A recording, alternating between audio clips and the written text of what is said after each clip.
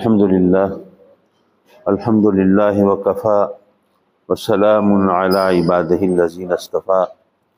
اما بعد فاعوذ باللہ من الشیطان الرجیم بسم اللہ الرحمن الرحیم یخادعون اللہ والذین آمنوا وما یخدعون الا انفسهم وما یشعرون صدق اللہ مولانا العلی العظیم وصدق رسولہ النبی الامین وَنَحْنُ عَلَى ذَلِكَ لَمِنَ الشَّاهِدِينَ وَالشَّاكِرِينَ وَالْحَمْدُ لِلَّهِ رَبِّ الْعَالَمِينَ۔ میں کوئی باقاعدہ ترتیب سے درس دینے کا سلسلہ شروع نہیں کیا، بس جو آیت سامنے آتی ہے پھر اس پر جو کچھ ذہن میں آتا ہے اور میں سمجھتا ہوں کہ یہ شاید ہمارے لیے مفید ہو کچھ باتیں جاننا، اس حوالے سے چند گزارشات پیش کر دیتا ہوں۔ قرآن مجید آپ جانتے ہیں کہ کلام الہی ہے اور آقا کریم حضور علیہ الصلوۃ والسلام کو دیے گئے بے شمار معجزات میں سب سے بڑا معجزہ ہے، اور قرآن کا جو لفظ ہے یہ قرات سے مشتق ہے، اور قرات کا مطلب ہے پڑھنا۔ تو قرآن وہ کتاب جو بہت زیادہ پڑھی جائے۔ اچھا، آج تو ہم دیکھتے ہیں کہ اللہ کے فضل و کرم سے پوری دنیا کے اندر جس قدر قرآن پڑھا جاتا ہے، کوئی دوسری کتاب چاہے دینی مذہبی حوالے سے ہو، چاہے وہ فکشن سٹوریز ہوں، ناولز ہوں، کوئی کسی بھی نوعیت کی کوئی کتاب ہو، وہ اتنی نہیں پڑھی جاتی کوئی بھی کتاب جتنا کہ قرآن مجید پڑھا جاتا ہے۔ تو اگر آپ غور فرمائیں تو قرآن مجید کا نام، قرآن مجید کا نزول، یہ خود معجزہ ہے۔ یعنی اس وقت یہ کیسے، اگر یہ اللہ کا کلام نہ ہوتا اور اگر یہ آقا کریم حضور علیہ الصلوۃ والسلام کو رب کی طرف سے عطا نہ کیا گیا ہوتا تو اس کا یہ نام رکھنا یہ کیسے ممکن ہوتا؟ اس وقت کیسے پتہ چلتا کہ یہ کتاب ہے جو سب سے زیادہ پڑھی جائے گی؟ تو یہ قرآن کا جو نام ہے یہ بھی اس کے معجزے ہونے پر دلالت کر رہا ہے۔ دوسری بات یہ ہے کہ منافقوں کے بارے میں رب کائنات نے یہاں قرآن مجید میں فرمایا کہ لوگوں میں کچھ ایسے ہیں من یقول آمنا باللہ وبالیوم الآخر وما هم بمؤمنین، کچھ لوگ ہیں جو کہتے ہیں کہ ہم اللہ پر ایمان لائے، قیامت کے دن پر بھی ایمان لائے، لیکن مومن نہیں ہیں۔ وہ تو دھوکہ دیتے ہیں اللہ کو اور جو ایمان والوں کو، والذین آمنوا، اور ایمان والوں کو، لیکن نہیں، وہ اللہ کو اور ایمان والوں کو دھوکہ نہیں دیتے، وہ بلکہ وہ اپنے آپ کو دھوکہ دیتے ہیں۔ اور اللہ جو ہے ایک طرح سے، یعنی یہ اب اللہ کی شان کے لائق تو نہیں ہے کہ اس کو کہا جائے کہ وہ دھوکہ دیتا ہے، لیکن یہ ایک کلام کی روانی کے حوالے سے کہ تم خود دھوکے میں پڑنے والے ہو۔ ویسے تو ہم جانتے ہیں کہ دنیا میں جو کچھ بھی ہمیں ملتا ہے سب اللہ کی طرف سے ہے، کون سی چیز ہے جو ہماری اپنی کمائی ہوئی ہو؟ لیکن جب یہ کہا جائے کہ بھئی وہ تمہارے لیے جو کچھ بھی ہے یہ سب اللہ کی طرف سے ہے، تو اس پس منظر میں یہ کہا جا سکتا ہے کہ تمہارے اندر جو سوچ کا ٹیڑھا پن ہے، جو تم بھٹکتے ہو، گمراہ ہوتے ہو، تو یہ بھی ظاہر ہے گمراہی، یہ دلالت، یہ بھٹکنا، یہ بھی بہرحال اللہ کی پیدا کی ہوئی چیزیں ہیں۔ قرآن میں اللہ نے فرمایا ہے کہ ہم نے تم کو بھی پیدا کیا اور تمہارے اعمال کو بھی پیدا کیا۔ یہ ذہن میں رہے کہ ہمارے اعمال جو ہیں وہ بھی اللہ کی مخلوق ہیں۔ جب وہ ان کو بھی ہم اللہ کی مخلوق کے طور پر جانتے ہوں تو پھر اس قسم کے سوالات نہیں آتے۔ لیکن آج کے دور میں ہم اللہ کو کس طرح دھوکہ دیتے ہیں، معاذ اللہ، ذرا اس کو سمجھنے کی کوشش کیجیے۔ میں نے ذکر تو کیا تھا لیکن شاید اس انداز سے نہیں کیا۔ دیکھیے، ہم میں سے بہت سے لوگوں کی عادت ہے، کوئی کام جس میں ہمیں اپنا فائدہ نظر آ رہا ہو اور ہمیں یہ خیال ہو کہ نہیں، شریعت کا حکم کچھ اور ہے، لیکن کہیں ہم نے سن لیا، کسی مولوی سے سن لیا، کسی کتاب میں پڑھ لیا، اس انداز سے کوئی بات جس میں ہمارا مطلب پورا ہوتا ہو، تو ہم کہتے ہیں یار یہ مولویوں کے جھگڑے ہیں، وہ جانے، مولوی جانے اور اللہ جانے، یہ ان کو اپنے کیے دھرے کا جو بھی گناہ ثواب ہے وہ ملے گا، ہم تو ان کے دکھائے بتائے ہوئے راستے پر چلنے والے ہیں۔ اگر ہم نے کوئی راستہ ایسا اختیار کیا ہے جو کہ غلط بھی ہے تو تب بھی یہ پکڑے جائیں گے نا، میرے اوپر تو کوئی پکڑ نہیں ہے، یہ جانے ان کا کام جانے، ہمیں تو جو کچھ یہ بتاتے ہیں ہم اس پر عمل کرتے ہیں۔ اچھا، مزے کی بات یہ ہے کہ جو امام ہیں ہماری فقہ کے ائمہ اربع، چار امام اعظم ابو حنیفہ، امام شافعی، امام احمد بن حنبل، امام مالک، جب ان کی اتباع کی جاتی ہے، ان کی تقلید کی جاتی ہے، ان کی پیروی کی جاتی ہے، تو اس وقت جب کہا جاتا ہے کہ جناب یہ جو مجتہدین ہیں انہوں نے جو اجتہاد کیا یہ اللہ رسول کی خاطر کیا، اور انہوں نے اپنی بے غرضی سے کیا، اپنا کوئی عقیدہ یا اپنا خیال مسلط کرنے کے لیے اجتہاد نہیں کیا، بلکہ وہ حق کی جستجو کی، انہوں نے حق کی تلاش کی، اور اگر کہیں ان سے کوئی کوتاہی بھی ہوئی تو رب کائنات وہ اس کا بھی ان کو اجر عطا فرماتا ہے۔ اچھا آپ بھی سوچئے، اگر یہ کہا جاتا کہ بھئی تم اجتہاد کرو اور اگر تم نے غلطی کی تو تمہیں اتنا عذاب ملے گا، اتنا گناہ ہوگا اور تمہاری اس طرح پکڑ ہوگی، پھر اجتہاد کرنے کی جسارت کون کرتا ہے؟ یہ تو وہ بہتر جانتا ہے نا سیدھا راستہ کون سا ہے۔ یہ اس مسئلے سے جو ہم مسئلہ اخذ کر رہے ہیں اس آیت سے یا اس حدیث سے، تو حقیقتاً اللہ کی طرف سے حکم کیا ہے تو اللہ بہتر جانتا ہے۔ لیکن اگر یہ بتایا گیا ہمیں کہ بھئی تم نیک نیتی سے قرآن اور حدیث کو سامنے رکھ کے تم اجتہاد کرتے ہو، تمہیں اللہ نے یہ صلاحیت دی ہے، یہ علم دیا ہے اور تمہیں اس قابلیت سے نوازا ہے اور تم اس راہ پہ چلتے ہو، تو تم اگر کہیں خطا بھی کر جاؤ تو یہ خطا اجتہادی ہے، تمہیں اس کا بھی اجر ملے گا۔ لیکن اگر تم سے خطا نہ ہو اور تم صحیح مسئلہ پاؤ تو اللہ تمہیں دگنا اجر دے گا، 2 گنا تمہیں اجر ملے گا۔ تو یہ یہاں پر دراصل اجتہاد کی ایک یوں کہیے کہ ایتھینٹسٹی، اس کی حقانیت جو ہے وہ یہاں ثابت ہو رہی ہے، کیونکہ اگر یہ کہا جاتا کہ نہیں جی اگر تم نے خطا کی تو پھر سمجھ لو پھر تمہارا ٹھکانہ کہاں پہ ہوگا، پھر تو اجتہاد کرنے کی کوئی ضرورت ہی نہ کرتا۔ تو جیسے اب ہم باقی معاملات میں تو بہت چابک دستی سے اور یہ سمجھداری سے کام لیتے ہیں، لیکن جہاں ہمیں فائدہ نظر آ رہا ہو وہاں پہ کہہ دیتے ہیں یار یہ مولوی جانے ان کا جانا، ہمیں تو یہ بتا دیا مسئلہ، ہم اس مسئلے کے مطابق چل پڑتے ہیں۔ جیسے میں نے مثال دی تھی کہ جی تراویح 20 ہیں یا 8 ہیں، یہ مولوی جانے اللہ جانے، ہم تو 8 تراویح پڑھتے ہیں، ہمارا تو کوئی گناہ نہیں نا، گناہ تو انہی کا ہوگا جو یہ بتا رہے ہیں۔ یہ ہے اللہ کو دھوکہ دینے والی بات۔ وہ کیسے؟ اس لیے کہ اللہ جانتا ہے کہ میرا بندہ، اس کو پتہ ہے کہ جس امام کی پیروی کر رہا ہے اور جن راستوں پہ چل رہا ہے وہاں پر 20 تراویح ہی سب پڑھتے ہیں، لیکن اب کہیں سے اس کو کے کان میں بات پڑ گئی، اس نے اپنی تن آسانی کے لیے، اپنی سہولت کے لیے، اپنے آرام کے لیے اس قول کو اختیار کیا اور یہ ڈال رہا ہے ان لوگوں کے سر جنہوں نے یہ قول دیا ہے، تو یہ اس کا یہ بدنیتی پر منحصر ہے۔ یہ اصل میں اپنی آسانی چاہتا تھا، لیکن اس نے اپنی آسانی کو دلیل نہیں بنایا،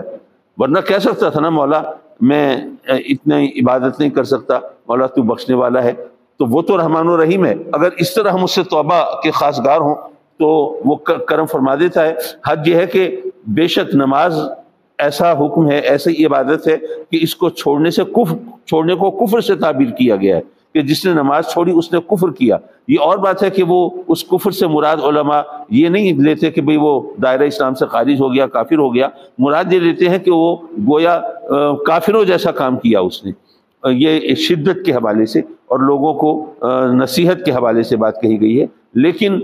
نماز بھی جو اتنی اہم عبادت ہے اس میں بھی اگر ہم سے کہیں کوتاہی ہو جائے تو رب کائنات سے ہم توبہ کریں، معافی مانگیں، مولا مجھ سے خطا ہو گئی، غلطی ہو گئی، وہ تب بھی کرم فرما دیتا ہے، معاف فرما دیتا ہے۔ جیسے کل بھی میں توبہ کے حوالے سے بات کر رہا تھا اور ہمیں بتایا گیا کہ تمہارے گناہ اگر اتنے ہوں کہ زمین سے آسمان تک وہ گناہ جو ہے وہ بھر جائیں، لیکن تم اگر سچے دل سے آنسو بہا کے رب کی بارگاہ میں توبہ کے خواستگار ہو تو رب کائنات معاف فرما دیتا ہے۔ اس کی قدرت میں کوئی کمی نہیں ہے، اس کی رحمت میں بھی کوئی کمی نہیں ہے۔ تو اس لیے وہ نیتیں بھی جانتا ہے، عمل بھی جانتا ہے، ظاہر بھی جانتا ہے، باطن بھی جانتا ہے۔ اس کو پتہ ہے کہ میرا بندہ یہ کس نیت سے کر رہا ہے، تو نیت اچھی ہونی چاہیے نا، انما الاعمال بالنیات، نیت اچھی ہونی چاہیے۔ اگر تمہاری اچھی نیت ہے تو ٹھیک ہے، لیکن اگر تمہاری نیت ہی خراب ہے تو اللہ کو تو دھوکہ نہیں دے سکتے تم، وہ تو سب کچھ جانتا ہے نا۔ معاف کیجئے، بس میں یہی سوچ رہا تھا کہ میں مختصر سی گفتگو رکھوں، لیکن میں نے سوچا کہ ایک آدھ مسئلہ ضرور بتانا چاہیے، اور چند ایک مسائل ایسے ہیں جو ضروری نہیں کہ روزوں سے متعلق ہوں، لیکن وہ نہ جاننے کی وجہ سے بہت ہم تباہی کا شکار ہوتے ہیں۔ ہمارے پاس جب بھی کوئی نکاح طلاق کا مسئلہ آتا ہے تو پہلا ہی بات یہ کہی جاتی ہے جی بہت غصے میں تھا، میں نے طلاق دے دی، کیا ہو گئی؟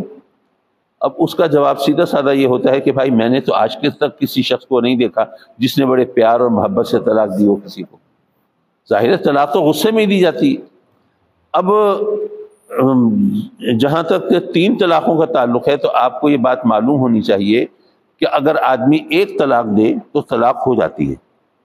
جدائی ہو گئی ہے۔ 3 طلاق دینا شرعاً کوئی لازمی نہیں ہے، لازم نہیں ہے، مجبوری نہیں ہے۔ اگر آپ نے ایک طلاق دے دی، اس کے بعد آپ کے پاس آپشن ہے نا، آپ رجوع کر سکتے ہیں، دوبارہ اپنی میاں بیوی کے طور پر رہ سکتے ہیں،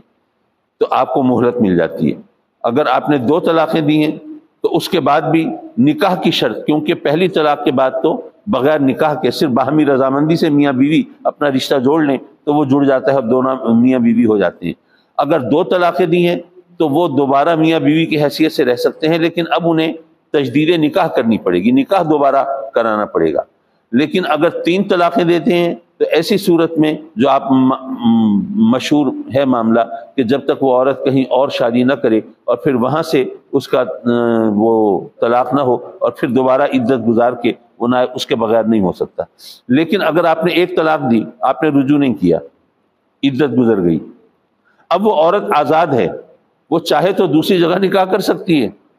دوسری تیسری طلاق دینے کی ضرورت نہیں ہے۔ یعنی یہ بات ہمیں عام طور پر لوگوں کو نہیں معلوم، وہ سمجھتے ہیں جب تک 3 طلاقیں نہیں ہوتی اس وقت تک طلاق ہی نہیں ہوئی۔ تو یہ ہم سب کو معلوم ہونا چاہیے کہ 1 طلاق بھی میاں بیوی کے درمیان جدائی کے لیے کافی ہے، بس اس میں جو سہولت ہے وہ یہ ہے کہ عدت کے دوران اگر چاہیں تو رجوع کر سکتے ہیں، عدت کے بعد وہ دوبارہ نکاح کر کے میاں بیوی اس وقت بھی بن سکتے ہیں۔ لیکن اس کا فائدہ یہ ہے کہ اگر وہ عدت گزرنے کے بعد اگر عورت نہیں چاہتی دوبارہ اس شوہر کے نکاح میں آنا تو دوسری جگہ اپنی مرضی سے طلاق وہ نکاح کر سکتی ہے۔ اس کو دوسری یا تیسری طلاق کے لیے کوئی مجبوری نہیں ہے کہ وہ اس سے درخواست کرے کہ جو مجھے دوسری تیسری طلاق دے دو تاکہ میں دوسری جگہ نکاح کر سکوں، ایسا کوئی مسئلہ نہیں ہے۔ تو اس لیے ہمیں یہ چیز لوگوں کو بتانی چاہیے کہ دوسری تیسری طلاق کی تو ضرورت ہی نہیں ہے، سرے سے 1 طلاق سے جدائی ہو جاتی ہے، تو آپ وہ راستہ اختیار کیوں کرتے ہیں؟ اب یہ دراصل رات کو ہی ہمارے پیر بھائی نوجوان وہ جی بس بیوی نے مجھے کہا کہ اگر یہ بات ہے تو مجھے طلاق دے دو، مجھے بہت شدید غصہ تھا، میں نے کہا تھا پھر ٹھیک ہے میں تجھے طلاق ہے طلاق ہے طلاق ہے۔ اب اس وقت تو غصے میں آ کے کہہ دیا اور پھر بعد میں اب وہ فتوے لے رہے ہیں اور مسئلے پوچھ رہے ہیں، آج صبح آئیں گے بھی صحیح، وہ اللہ تعالیٰ رحم کرے۔ ایک مسئلہ میں یہاں پہ مزید بتا دوں، میں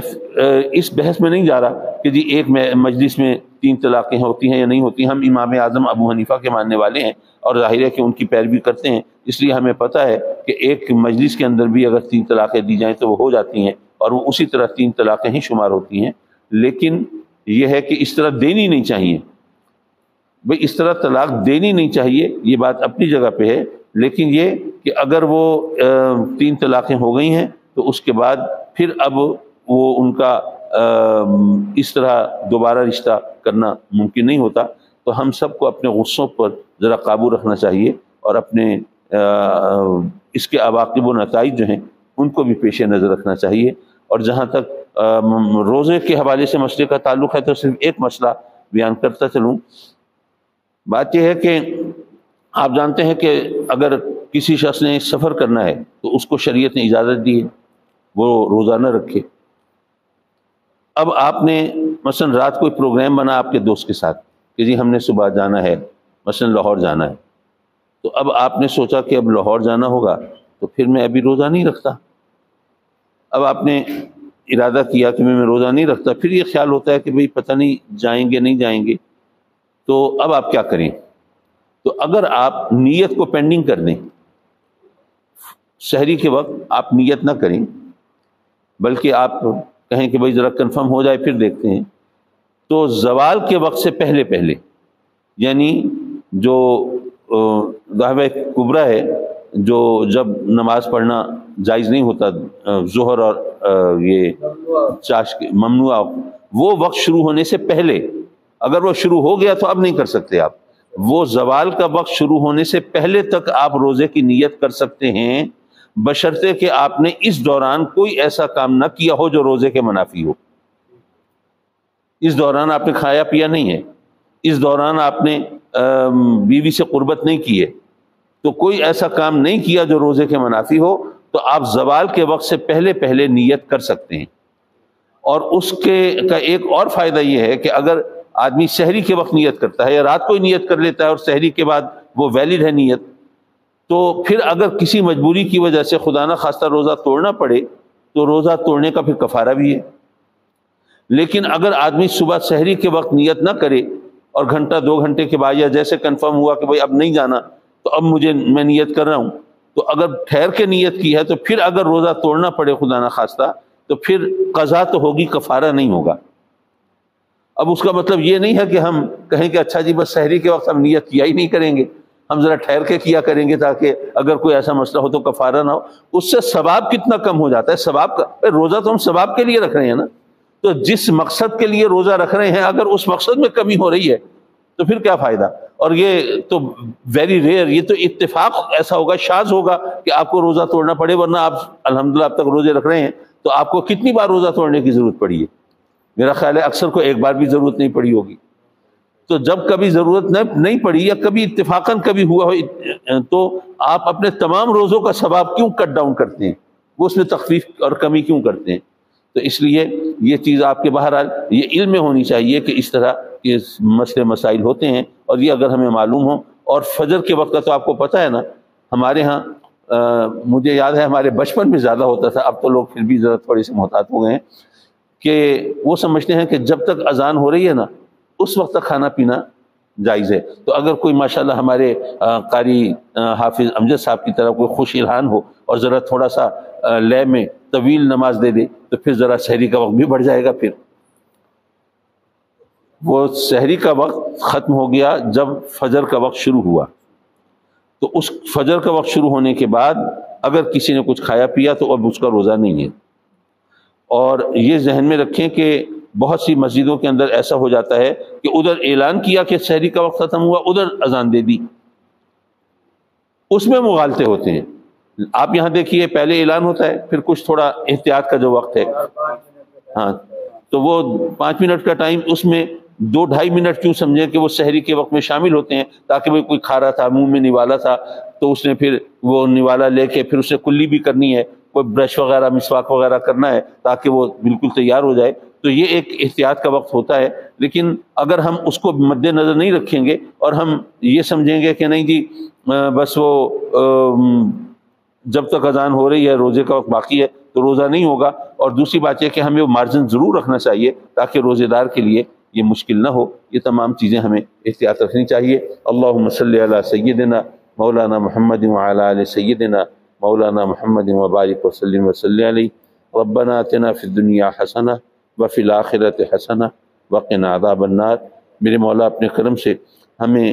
اپنی عبادت کا صحیح ذوق عطا فرما، اور اپنے سجدوں کی صحیح لذت عطا فرما، اور اپنے احکام کی پیروی کی صحیح توفیق عطا فرما، اور میرے مولا اپنے کرم سے ہمارے باطن کو ہمارے ظاہر سے بھی اجلا کر دے اپنے کرم سے، اور ہمیں نیک نیتی کے ساتھ اپنے فرامین پر عمل کرنے کی توفیق عطا فرما، اور اس ماہ رمضان کی رحمتوں اور برکتوں سے ہم سب کی جھولیوں کو بھر دے میرے مولا، اور گوہر مراد عطا فرما۔ ہم سب کی حاجتیں، سب کی ضرورتیں مولا تیری بارگاہ میں ہم پیش کرتے ہیں، اپنے کرم سے ان کی تکمیل کی صورت پیدا فرما دے، اور ان کو ہمارے لیے بہتر اور نفع بخش بنا دے اپنے کرم سے۔ آمین آمین آمین یا رب العالمین۔ وصلی اللہ تعالی علی خیر خلقہ ونور عرشہ محمد وآلہ۔